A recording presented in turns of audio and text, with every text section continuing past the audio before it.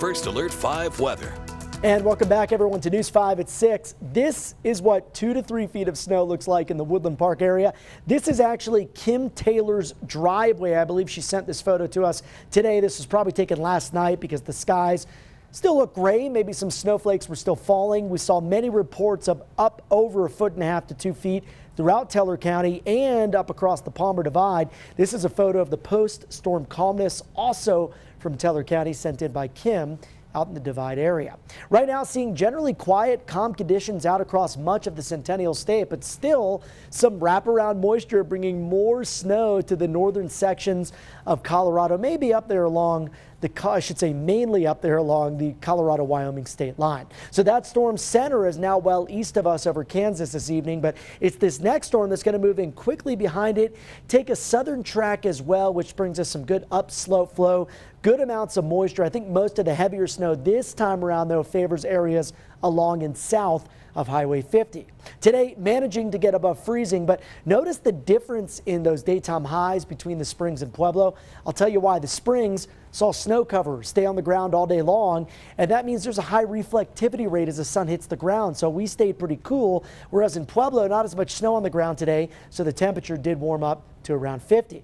Now, since we had daylight saving time over the weekend, still dealing with some sunshine for about the next hour, a nice sign of spring and things to come. 40 degrees outside.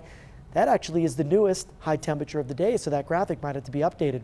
51 currently in Pueblos. It seems like temperatures warming a bit over the past hour. Now, looking ahead to Tuesday, I think we start out with a fair amount of sunshine, but with some of that snow on the ground, we might get some ground fog to form up towards the Palmer Divide. That could impact travel tomorrow morning along the route between the Springs and Denver. And also keep in mind, any of the snow still on the ground that sort of melted to slush could refreeze, so there could be some icy spots for that Tuesday morning commute. We're dry early, though. Then by around the lunch hour, a little after it, we get snow in the mountains. I think along the interstate, you'll see that snow pick up between 4 and 7 with continuing snow showers through the evening. Then it lets up heading into early Wednesday, but slowly pulls away here across the plains where it does start as rain, but you can see by overnight hours into Wednesday morning, they are left over with some snow.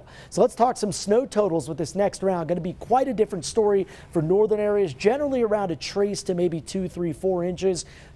Teller County could see around 2 to 5, but look at the southern mountain ranges, 10 to 15 for Levita, 8 to 12 for Rye, even around 5 to 8 expected out towards Trinidad.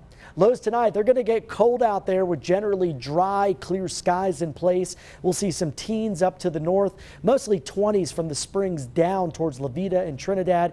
And your highs tomorrow, they're going to be above freezing in most areas, so the precip that moves in could start briefly as rain, but then changes pretty quickly to snow as that air column cools. So in the Springs, we'll call for late afternoon to evening and overnight snow showers. High of 40. Behind the system, we're colder and windy on Wednesday with a high of 40. And then we turn the corner and we see some warmer temps by the weekend. Pueblo, we'll see highs in the 40s here Tuesday into Wednesday. Rain first, then a quick change over to a mix and then snow.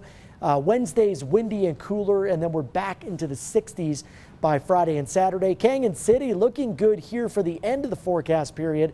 I should say the end of the week, but tomorrow we've got that quick moving system with some rain and snow showers in your region. And for Woodland Park, might have to add to the shoveling duty. It's going to be a heavy wet snow once again, but at least we're talking inches and not feet.